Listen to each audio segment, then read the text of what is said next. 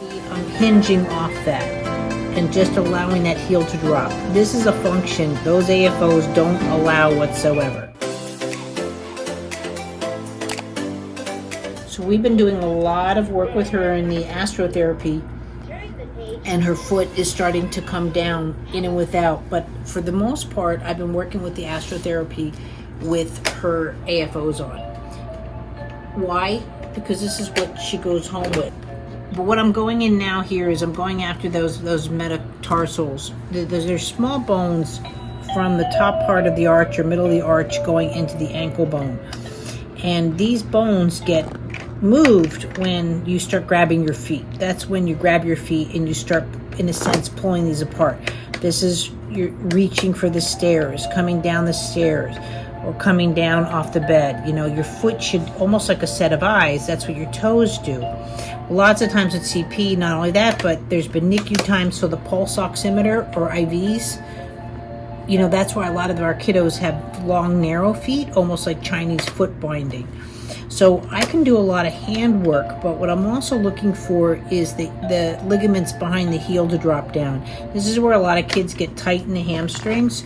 So you can use different forms of not only the Theraballs, but you get the weight transfer that I'm looking for.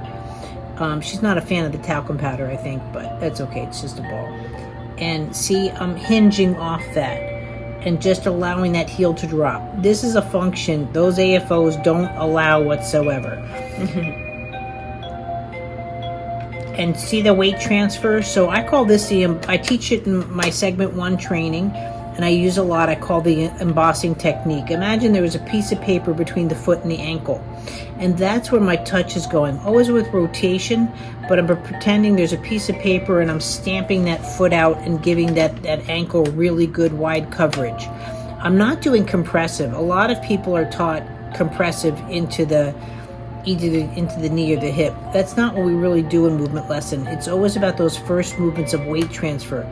But you have a quarter of your bones in the feet, and all of them, the first movements they have to do is weight transfer and those rotations. And see, I know I'm getting somewhere when the toes start also offering that wave, that counter wave.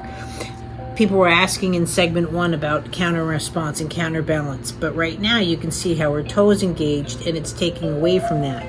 But if I can do this in such a way, there she goes. See where the toes will counter.